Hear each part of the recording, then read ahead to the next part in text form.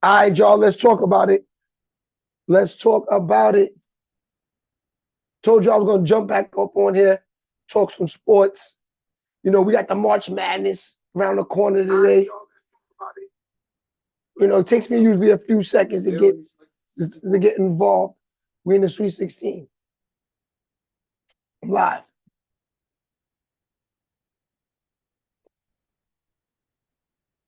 All right, here we go. All right. So we got that there. Let's get these invites out. Let's get to it. We're gonna talk this today. Hopefully we can get some picks and make some money. That's the whole key of us being here today. We got to try to avoid the fuckeries because we already know. We already know what they got us up against. They playing around with the numbers, playing around with everything. But it's all right. I think I got a little plan for us today. Just give me a second. I'm sending out the live to a couple people. Because y'all know I'm a one-man band stand. You know how it go. All right, let's see.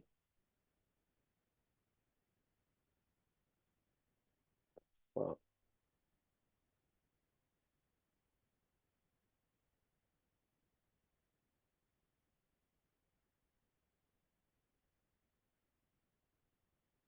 okay, here we go.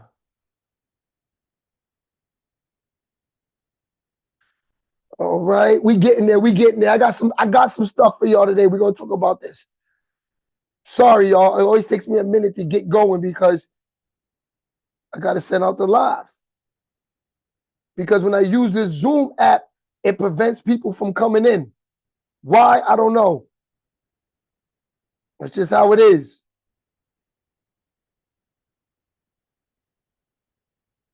All right, but we should be good right now. All right, we good. All right, man. So you know, March Madness starts back up today. The Sweet 16 is back in the mix. Who y'all got for today's games? I'm still in the air. I don't know who to pick. I think it's nasty. I think they out to get us. Fan doing all of this stuff. I think they out to get us, man. You know what I'm saying? I think they out to get us. They're not trying to let us eat. But we're gonna try to get to it. So let's see.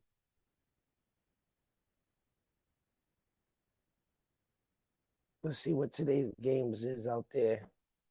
All right, so we got Clemson and Arizona.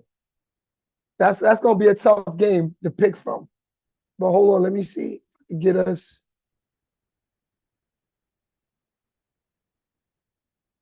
Hold on. Let me see.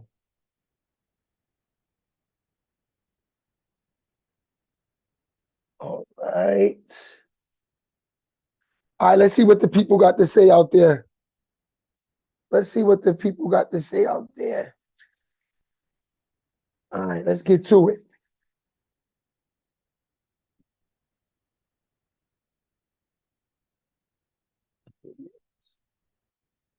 Let's see. All right, let's see what they talking about right here. Ah.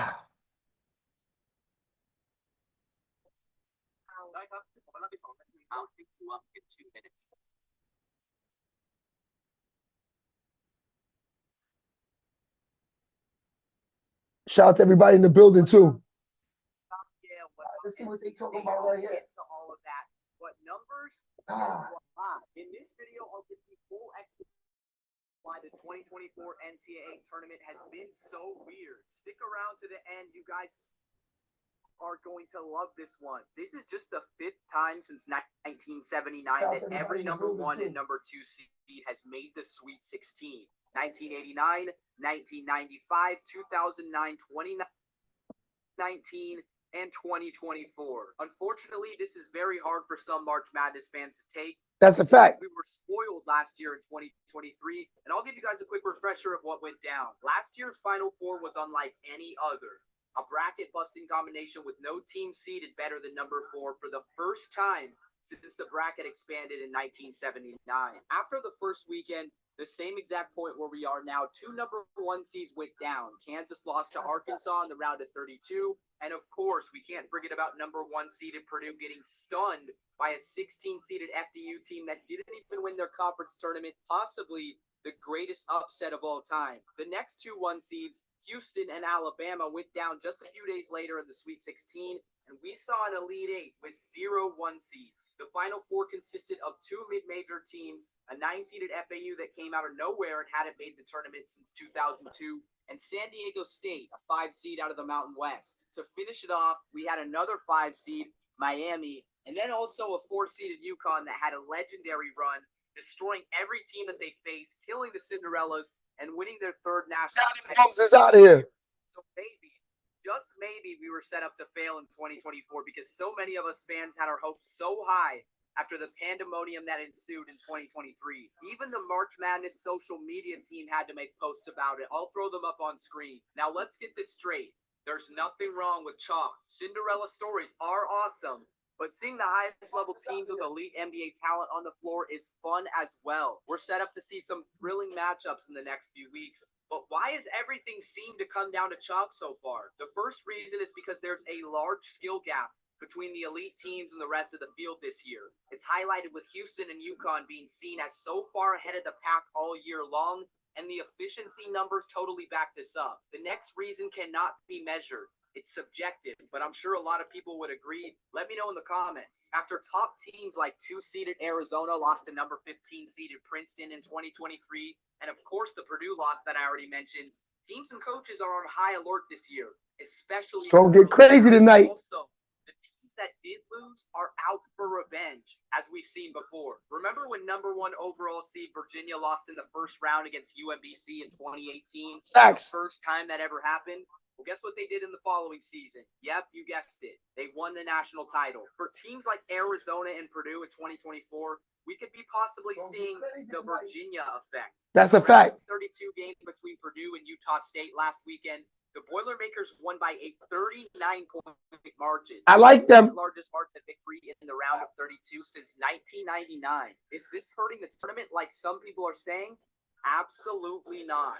Last Thursday's first round coverage averaged 8.5 million viewers, the most watched first day of the tournament since 2015. Just 2 days later on Saturday, we saw the most watched second round day 1 ever. And according to numbers through the second round, on average, 2024 is the most watched NCAA men's tournament of all time. Now here's the spin.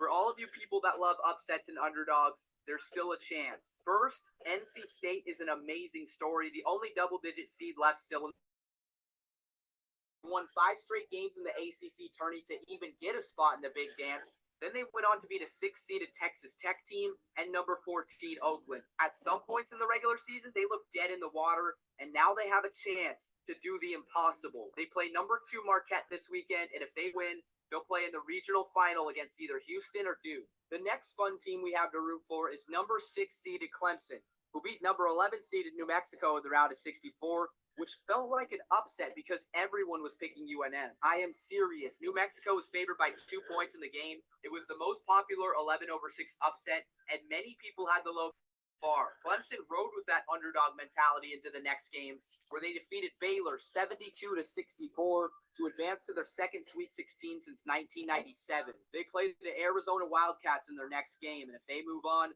I like Arizona.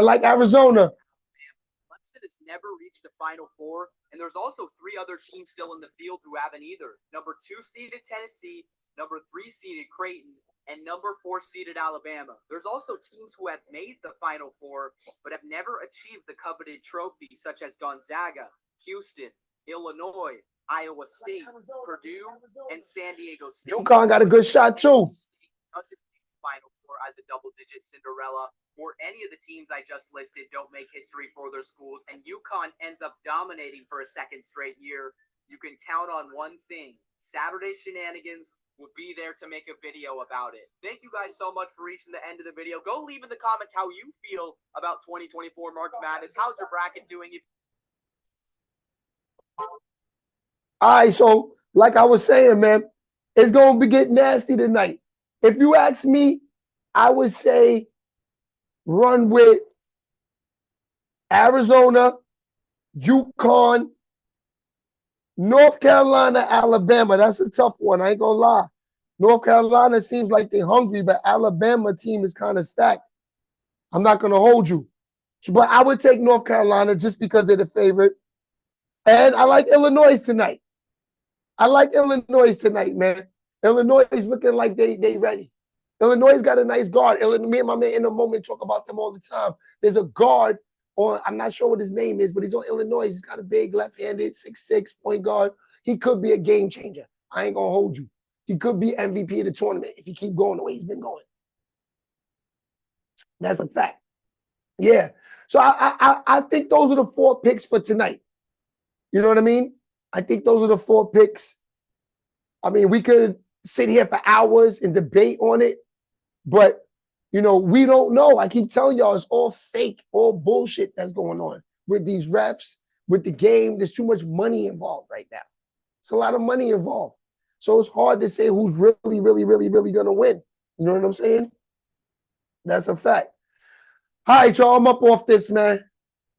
Sometimes sports gets a little bit boring to me, but I do like it because I'm a gambler. But I'll be up off here. I'll keep y'all up to date on what's going on with the Diddy. That's the #1 key.